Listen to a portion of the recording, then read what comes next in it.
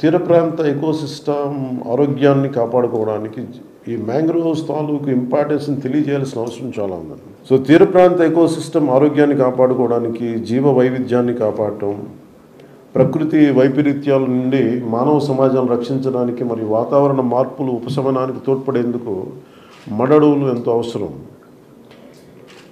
ఈ అవగాహన నిజంగా సగటు మనుషులకు చాలా చాలా చాలా తక్కువ ఉంటుంది. ఏదో చెట్లు ఉన్నాయి అది అనుకుంటాం, కానీ దాన్ని కొట్టేయడాలు ఈజీ, కానీ దీన్ని చాలా చాలా జాగ్రత్తగా ఈ అవగాహన చాలా అవసరం అది. సో ఈ లింకింగ్ ఎకోసిస్టమ్స్, ఈ మడడువులు టెరెస్ట్రియల్ మరియు ఓషన్ ఎకోసిస్టమ్స్ని కలిసే చోటకి వస్తాయి. కాబట్టి పరిసరాల మధ్య జాతులు కదలిక కానీ మరియు పరస్పర చర్యను ఇవి సులభతరం చేస్తాయి. ఇందాక చిరంజీవి చౌదరి గారు చెప్పినట్టుగా ద గ్రేటెస్ట్ డేంజర్ దీనికి ఏంటంటే, ఒకటి వ్యవసాయం, రెండు ఆక్వాకల్చర్ మరియు అర్బన్ డెవలప్మెంట్. మనం ఇంకో చోట డెవలప్మెంట్ చేసుకోవచ్చు, ఇంకో చోట ఆక్వాకల్చర్ చేసుకోవచ్చు, కానీ ఇది మన అనంతరామ్ గారు చెప్పినట్టు గాడ్ గివెన్, ఇది ప్రకృతి తాలూకు వరం. ఇది తిరిగి ఒకసారి విధ్వంసం చేస్తే ఇది తిరిగి తెచ్చుకోవడానికి ఎన్ని దశాబ్దాలు, ఒక శతాబ్దం పడద్దో తెలియదు. And this the first line of defence. ఏదైనా మనకి సునామీలు వచ్చినా, తుఫాన్లు వచ్చినా ఇది ఆపేది ఇది. అలాగే ఇంకొకటి మేజర్ థ్రెట్ ఏంటంటే పొల్యూషన్. పారిశ్రామిక వ్యర్థాలు, ప్లాస్టిక్ వ్యర్థాలు మరి ఇతర కాలుష్య కారకాలు మడ పర్యావరణ వ్యవస్థలకి ఇవి హాని కలిగిస్తున్నాయి. అలాగే క్లైమేట్ చేంజ్, సముద్ర మట్టాలు పెరిగిపోవడం, విపరీతమైన వాతావరణ సంఘటనలు, తరచుదనం మరియు ఉష్ణోగ్రత మార్పులు మడడువుల ఆరోగ్యానికి ముప్పు కలిగిస్తున్నాయి.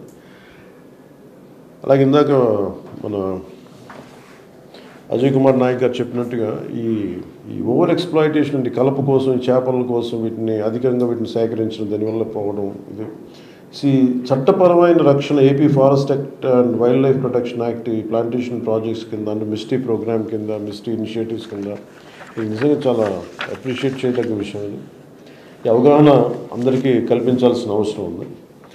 అలాగే కాలుష్య నియంత్రణ సంబంధించి ప్లాస్టిక్ అనేది it is banned in sanctuaries area. I'd like to convey my wholehearted thanks to MS Swaminathan Research Foundation for restoring mangrove forest in especially in Machilipatnam, sir.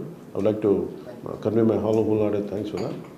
Mangrove forest కోసం ఎక్స్క్లూజివ్గా ఒక మ్యాంగ్రూవ్ సెల్ క్రియేట్ చేస్తే బాగుంటుంది అనిపించింది. అలాగే ఇది mangroves కాపాడటానికి, అభివృద్ధి చేయడానికి ఉపయోగపడుతుందని.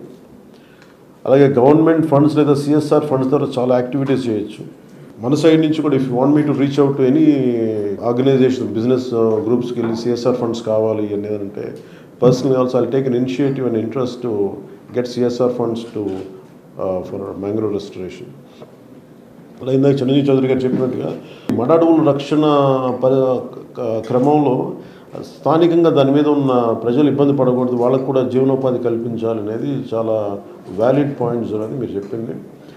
అలాగే సుందర్బాన్స్ దానికి చాలా వైల్డ్ లైఫ్ ప్రోడక్ట్స్ నాకు చాలామంది చెప్పారు. మడడువుల్లో ఉండే ప్రత్యేకమైన హనీ చాలా విలువైన, చాలా బాగుంటుంది అనేది. అది నాకు మొన్నకి చెప్పే వరకు నాకు తెలియదు, మడడువుల నుంచి ఇంత ప్రోడక్ట్స్ ఉంటాయి అనేది నాకు తెలియదు.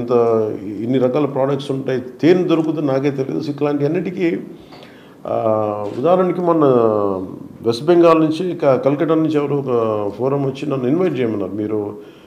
మీరు వచ్చి మీరు స్టాల్స్ పెట్టండి ఇక్కడ, మీరు ఆంధ్రప్రదేశ్కి సంబంధించి అంటే. నాకు అప్పుడు అనిపించింది అట్లీస్ట్ వీ కుడ్ అలాంటి స్టాల్స్లో మన ఈ మడడువుల్లో దొరికి తేనెని, వీటిని, మన ప్రోడక్ట్స్ని ప్రమోట్ చేయొచ్చు అని అనిపించింది. So we can explore that kind of possibilities. అలాగే మరొక విషయం, గవర్నమెంట్ ల్యాండ్స్లో మ్యాంగ్రోవ్స్ ఉంటే, మీరు ఇందాక చెప్పారు మన 110 acres had been lost to, it is under revenue. నేను ముఖ్యమంత్రి గారి దగ్గర కూడా తీసుకెళ్తాను ఈ దృష్టిలో దీనికి.